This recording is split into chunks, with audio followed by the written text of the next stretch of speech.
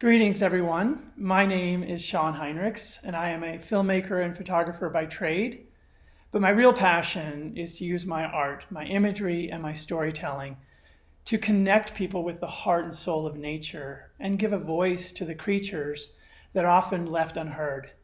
And it's my hope that by really spurring that connection, that love and passion for nature, that people will be inspired, as I am, to really work hard for the conservation of many of these special places and these vulnerable species.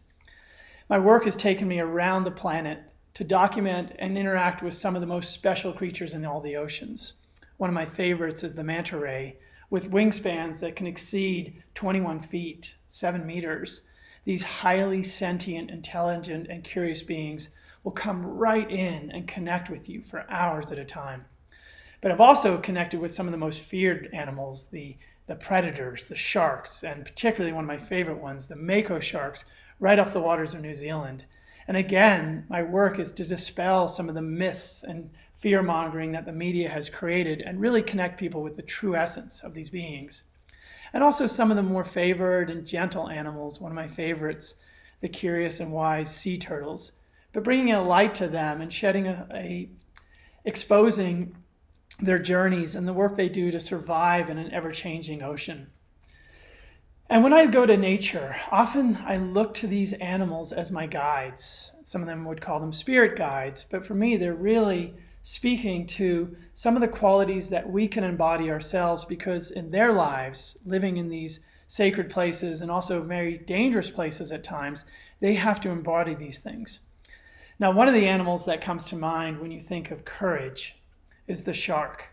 This is an animal that has been many times vilified by the press as a mindless man-eater, a monster of the deep. And for that reason, many believe that the only good shark is a dead shark.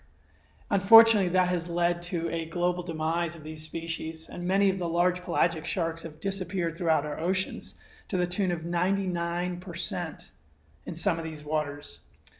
One of the animals that I have really connected with in recent times is the mako shark. And if you know anything about the mako shark, it's one of the fastest fish in all the oceans. It has a very impressive rack of teeth and very sleek form, and it can propel itself at 30, 40, 50 miles an hour through the water, and with a single chomp, slice a massive marlin in half. Now, these are the ancient sharks that patrol the open waters, and for the most part, people don't come into contact with them. But because of their fearsome reputation, like many of the other species, these animals have been hunted throughout their range, and as a result, they're listed as highly threatened across most of the oceans.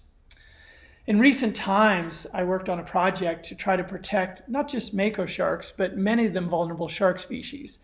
And there was a program in Australia called the Shark Call, which was designed to protect swimmers. And what they did was they set up these drum lines, which are these buoys with big hooks, and they put meat on them. And over the course of just a few months, they killed several hundred tiger sharks. Now, the irony is tiger sharks had not recorded a single attack on swimmers throughout all of these beaches, yet they were being demolished by these drum lines. And so what we wanted to do is, and I came together with several of my partners. One is Jim Abernathy, who is one of the pioneers in interacting with large sharks. And we said, how can we shed a new light on these animals? How can we connect people with their true nature? Intelligent, sentient, and discerning beings, not senseless man-eaters. And yes, in the right circumstances, when you're unlucky, you could be one of the 6 people across the world who die from a shark attack. But we are killing to the tune of 100 million sharks every single year on our lines and our gill nets for shark fin soup, for cosmetics, and for the meat and cartilage of these hugely vulnerable animals. And so we wanted to shed a light on this issue and try to encourage the government of Australia to turn back their policy of hunting these animals and actually give them the space they needed to survive in their waters. And so with the help of Jim Abernathy, we called in the incredible partner of mine, creative partner, Hannah Fraser, known as Hannah Mermaid. And we designed this entire shoot where she would become one of the shark species. She would get underwater and she would connect with them in a respectful and cautious manner, but also in a very beautiful, loving, connected way. And we created this film called Tigress Shark. And I'm going to show you that film right now, and then what we'll do is talk a little bit about what the impact of that media was.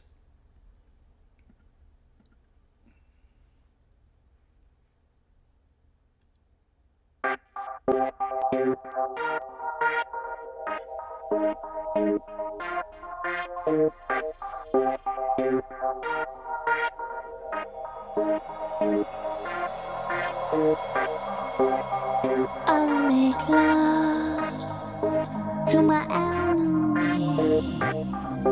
I'll win this war without a fight. With 1,000 kisses, I'll surrender.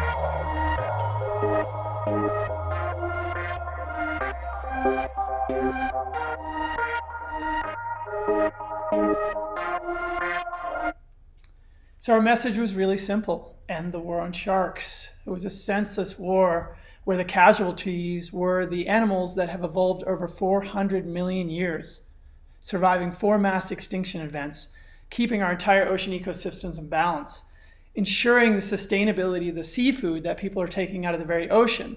Yet the same fishermen that were looking to harvest fish from the oceans were the ones who were also pushing for the call of these animals. So it was our work to bring a new light to these animals. And within a week of completing the shoot, we partnered up with Good Morning America in the United States and World News Tonight. And this film went on to 30 million people in 24 hours. And we followed it with a petition, and we collected close to 10,000 signatures in just a few weeks, along with incredible numbers of comments. And we printed those out and worked with a partner of ours. We presented those to the Minister of Environment in Australia. And along with the work of a number of other really passionate conservationist groups and individuals, we succeeded in shutting down that shark call. And the real turning point here was this issue had come to a standstill. And what we wanted to do was really shed a new light on these predators. But the message to us was courage. In the face of insurmountable odds, in the face of a no-win battle, we needed to figure out how can we show up for this fight, but take the fight out of it and show up with a whole new thing, show up with love and compassion and connection, and present these animals in a new light. And for me, that message really resonated, because this animal that we feared so much, when we actually gave it the time and we spent time in its presence, we really saw its true nature, a curious, sentient, yet formidable predator, but not one that was seeking to hurt us, and that we could show up with the same courage that that animal showed up every single day in these ever more threatening seas.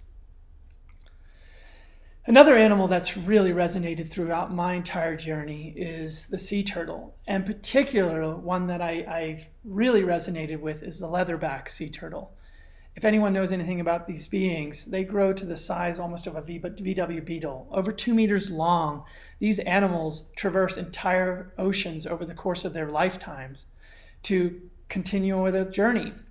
And I was working in this beach in West Papua, and it was the last great nesting beach for the leatherback sea turtles for the West Pacific population. All of the other beaches had already been poached, and there were so few nesting that the population was no longer viable in those beaches. But in this one beach in West Papua, I think greater than 80% of the remaining Western Pacific leatherbacks come to nest every year.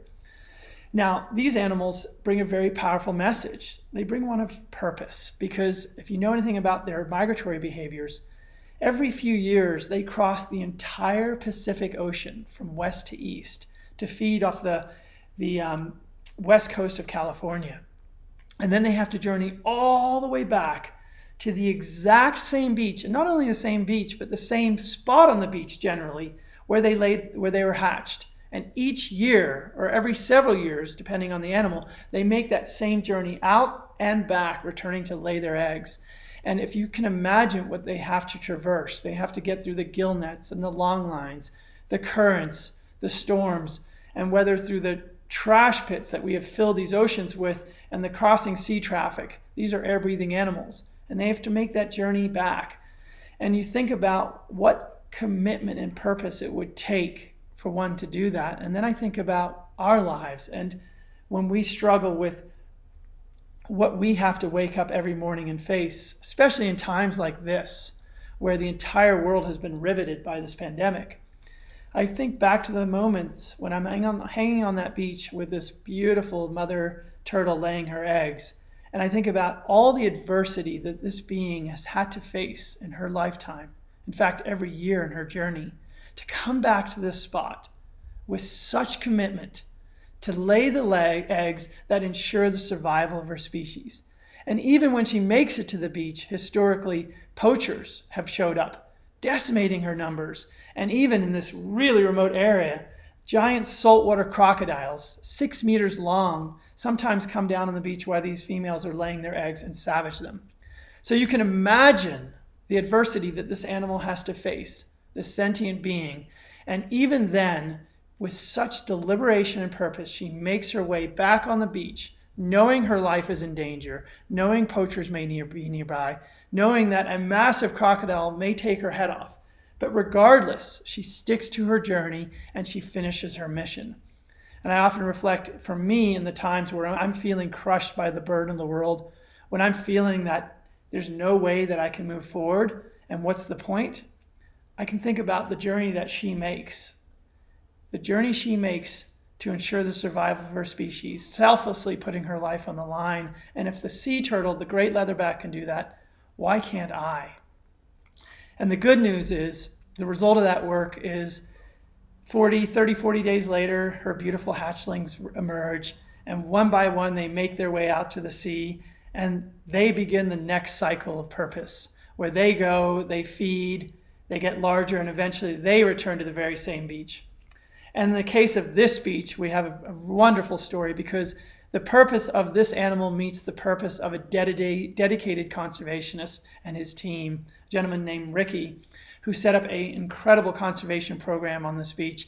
And because of the work of him and the rangers and the conservation groups that support him, they've virtually shut down the poaching.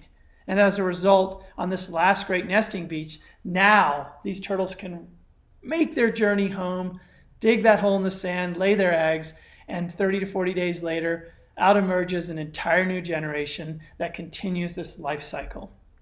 Incredible story of purpose. Another lesson that I feel that the oceans bring to us is one of forgiveness. And there's no greater species that I felt that connection with than it was with the humpback whales in Tonga. I remember the time when I sank into the water with these beautiful animals, and the mother resting quietly on the surface with her little baby tucked under her belly. And just thinking about it as I breathe in slowly, how much these animals have endured by the hands of man. Think about the fact that commercial whaling virtually wiped out their species, drove them to the edge of extinction. And it wasn't until the commercial moratorium on whaling in 1986 that the hunting of this species, the humpback whales, came almost to a halt. And since then, these animals have been clawing their way back from extinction, step by step, just to the point now where their populations are once again becoming viable. But even given all that they've suffered, and you imagine this mother, she's had brothers and sisters lost to harpoons potentially, certainly mother or grandmother, and these animals have very close family structures. Lost to harpoons driven their backs while she fled in panic, hoping to survive. But regardless of that, she still shows up She shows up for us in a beautiful and trusting manner. And I want to share with you a story that I encountered in these very waters of Tonga. And it's a video that talks a little bit about this interaction where we came to the water, and the journey began on an early morning out in the blue, and we were searching for whales, and it had been a difficult day, and then finally we find this mother and calf. And I remember they were cautious, and so we stayed just off as far as we could, and eventually, with the green light from our captain, we slipped in the water. And I remember these beautiful animals were just floating there in the blue, and I started to swim over them, and immediately I noticed this little baby was trying to swim away, and I thought, oh, we don't want to scare this little baby. And so we paused and just tried to see if we could give it a chance to be more comfortable. Well, the baby still seemed to be nervous. And so I started swimming backwards. And I was just kicking ever so slowly with my fins because I didn't want to crowd them. And, the connection between this mother and her baby, this baby's only maybe, 6 weeks old, very important time of its life to grow, to fuel, to feed, and to get the skills it needs to survive its crossing. So as I swam backwards, it became pretty apparent to me that the distance between the whales was not only not growing, but it was shrinking. They were getting closer. And I noticed that the poor little baby was tucked up against its mother's nose, and that the mom, using ever so gentle pumps with her tail, was pushing the baby towards me. And at that point I started to realize, I don't think I'm going to outswim a humpback whale if it's intent on coming my way. And so I stopped swimming, and I started to just relax and settle into this experience. And when I relaxed, I noticed the baby started to relax. And its little eyes started giving me a bit of a look. And came a little bit closer, and eventually, mommy and baby were starting to press right up against me. I thought, wow, I don't think they can get any closer than this. And I was wrong, because baby was going to give me the closest look I'd ever had by a whale. And mother had decided it was time for her little baby to meet a human being. I just remember with tears welling in my mask, because I reflected on the huge injustices that we had visited on the species, the virtual elimination and extinction we had driven them towards, and all the suffering she had witnessed. But despite that, she was willing to share her most precious thing in her life, this tiny little calf, and bring it right up to this human being, forging a bridge of trust. And more than anything, the words that really resonated through me at that time was forgiveness.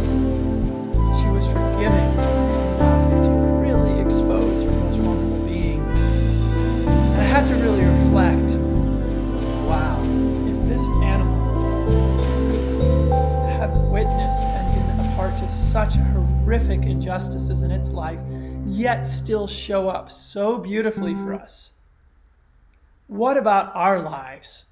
We've all suffered trauma in relationships and other areas of our lives, and we have all the reasons in our lives to not show up and to not forgive and to live in that sadness and hold on to that anger or that resentment. But when I think about that mother whale, and I think about her baby, and I think about the way she showed up, and with all the reasons in the universe not to forgive, she was showing up with such immense forgiveness. It reminds me that if she can do it, so can I, so can we. There's nothing too grievous to not forgive, because it's the forgiveness in us that gives us the freedom to move ahead and to also cruise through the oceans of our life, just like that beautiful mother whale. When I think about another being in the oceans that represents something that I really aspire to, it's the manta ray, and it's the concept of vulnerability. When you think about these animals, yes, they're massive, but they're completely defenseless. They have no teeth, they have no stinger, and they have no way to defend themselves if we were to come in there with a harpoon or a net or a hook or a line. And like the whales and like many other species in the oceans, these animals have been hunted to the brink of extinction, this time for their gills, for use in a pseudo-medicinal tonic in Southeast Asia. And because of that tonic, fishermen across these oceans drive harpoons into the backs of their heads, cut out the gills, and often leave the bodies to sink to the bottom of the oceans. And as a result, many regional populations of these animals have either been driven completely to extinction or are barely at the edges of survival. But regardless of that, when you drop into the water with these animals and you settle into their world, if you're patient enough and you make yourself available, these beautiful animals will circle slowly and eventually will come to rest right above your head, their wingtips gently brushing across your mask as their very curious, intelligent eyes look directly back into your soul with a powerful message. And that message is of vulnerability. And recently, it was last year, I was in one of my favorite places in all the oceans, a place called Raja Ampat, Indonesia, in West Papua. And we were in this beautiful space known as a manta nursery. And what that means is it's a place where mother mantas give birth and their babies spend time hanging out. And I was swimming along when the group was almost done, right at the end of the day. The sun was setting, and I'm swimming along this reef, and then I look over, and this tiny little manta ray catches my eye and makes its way over to me. And this little video tells the story of that experience.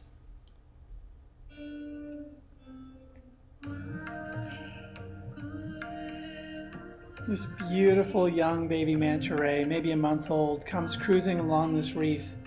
And I see her eyes lock on mine, and she just comes closer and closer and closer. And at some point, I think she's going to pause and stop, but instead she comes right up and wraps her little wing right around me, and accidentally she taps my camera, and this startles her. And I think, oh no, she's going to fly away, but she turns on her side, and both her eyes catch mine just for that moment.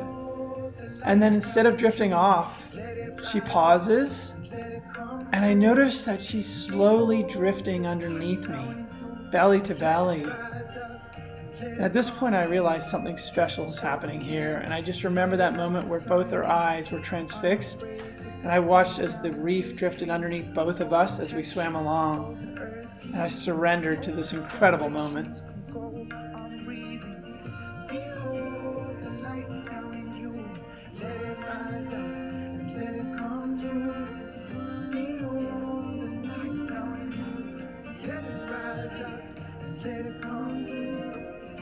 It was also in this moment that I reflected on some of the harder memories in the markets where I documented little baby manta ray about the same size that had been poached, hunted for its gills.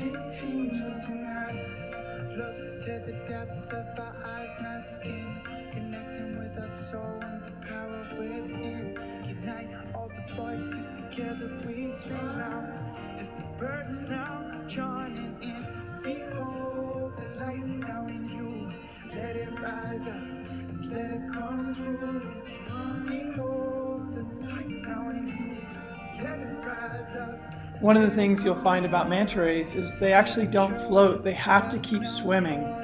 And we were so locked in this connection that I realized we'd come to a complete halt. And at some point I realized she was starting to sink. And I started to wonder, what's she gonna do? And just as her body started to slide down into the depths, she managed to just catch herself and pull herself back up. It was as if she didn't want to break this moment. And again, she pulled herself right back up to me and just turned those little eyes staring deep into my soul. And instead of swimming forward, she just kept using her wingtips side to side, holding that position.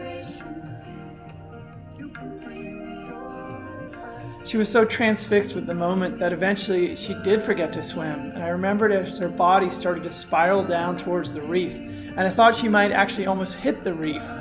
And then in that last moment, she managed to catch herself and right herself. And I thought, well, that's it. What an amazing moment. And now she's swimming off. But she didn't.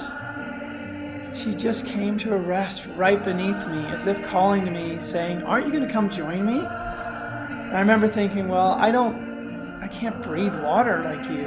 And I don't know how to join you. And she said, just give it a try. And so I remember swimming down just a little ways and just hovering above her, patiently waiting and observing.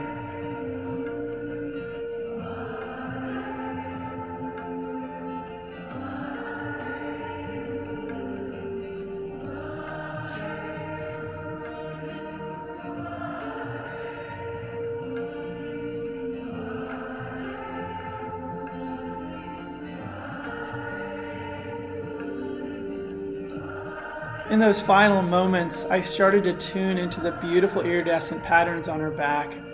And suddenly what came to me was it was the shape of a heart. It was about healing and love, and I was really struck by that. That this was this beautiful sentient being that had shown up as a tiny little baby, and though she was completely defenseless, she was here to protect not just me, but herself, and become ultimately vulnerable in that moment.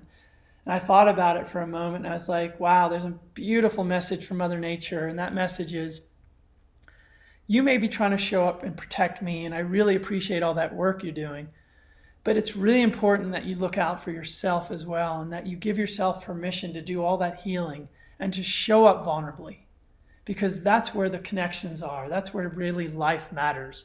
And if my little baby manta can do it, despite all the risks in the oceans, if she can show up in vulnerability, how much more can you show up in vulnerability? What a beautiful message from that little being. And it really comes down to all of this is our ability to heal. And it's something that has really resonated with me.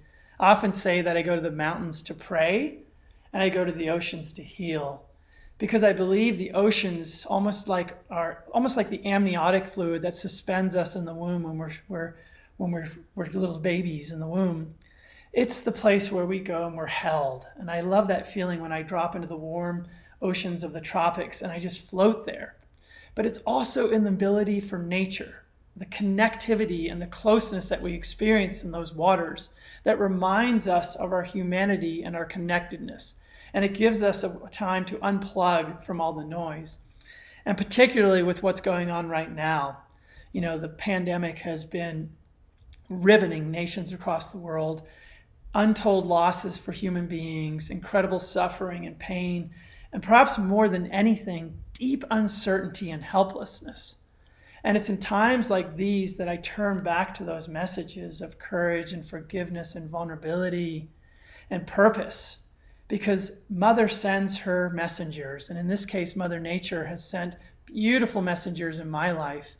And maybe it's the manta ray that's teaching us about vulnerability and connection.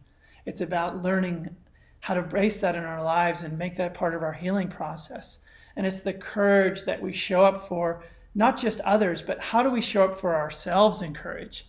And especially in times like this, where our lives are incredibly uncertain and potentially we face the loss of not only friends and community, but our very livelihoods and our support structures. What kind of courage can we call upon? How much work have we done to show up right now for this process? Not with fear and tension and panic, but instead with love and compassion and vulnerability. Have we done that work? And are we continuing to do that work? And from the whales, that forgiveness, because in times like this, it's so important that we're very healed and whole beings, because we need it for ourselves. If we have children, we need to be able to show up for our children like that, our communities, our brothers, our sisters, our parents, and all the beings, and potentially not just human beings. We have to reflect on nature, because when you think about what's happening right now, it was the wildlife trade and the exploitation and inhumane treatment, the vulgar and terrible treatment of animals that has caused the source of this pandemic. And how do we show up for that? And can we forgive the past and brave an entirely new future? Create a new way of being where we work as part of nature, not apart from nature. Because it's in that process where all of this healing happens. Inasmuch as that we can embrace that we are nature, not separate from nature. Inasmuch as we can look to these beings in nature, the wisdom carriers like the ancient whales, some of the most vulnerable beings like the manta rays, the turtles that cross the oceans with such purpose, the sharks that show up with such courage. Inasmuch as we can take those into our lives and embrace them, we can truly become the change that we wish to see in the world. Because if we want to see a better, beautiful world, if we want to experience more love, if we want more light, that's up to us to show up in love and show up with the light that we're seeking in our lives. Because I often say it's in times like these where the world seems incredibly dark, where we have such great uncertainty and we feel so powerless at times, when we're facing such possible losses on the economic side, loss of life, loss of certainty, loss of homes, loss of work, we feel that darkness. And we can get really dark and we can join the chorus of naysayers and panic and the depression. Or instead, we can choose to embrace those qualities that these beings show up for us with. And we can light that candle. And instead of curse the darkness, we can be that one candle that shines so brightly. And so for my life and for those that I love, I wish that for them, because I believe that we are part of nature. And in service to ourselves, that one of the most beautiful things right now we can do, especially in times like this, is show up with a beautiful light and be the love and life that we're seeking. Show up for ourselves, show up beautifully for our families, show up beautifully for our communities, and perhaps more than all, show up for Mother Nature, because that is the source of all the healing that we are calling in our lives. And so I just want to thank everybody for listening. I'm super passionate about my work, as you can tell, and I'm not alone. There's a global community of people who are working on these issues. I have a foundation that I started called the Blue Sphere Foundation, and we work now as a joint foundation with an incredible group of partners called Sea Legacy and another group called Lonely Whale, and we're fighting and working daily for the preservation of the oceans for all of us, including nature. I also want to thank the organizers of this festival, this virtual festival, for providing an opportunity for everybody to come together while we're sheltering at home and practicing what many call social distancing, but I really call physical distancing, because I feel like in my life and a lot of the people I know, we're actually practicing social gathering, but just in a virtual space. So I want to thank the organizers for making this happen. I want to thank all the people who are showing up with love. I want to send my love out to all the people who are really struggling right now. I want to send my prayers to those who have lost people. And I really wish that we can all now use these lessons in our lives, show up beautifully.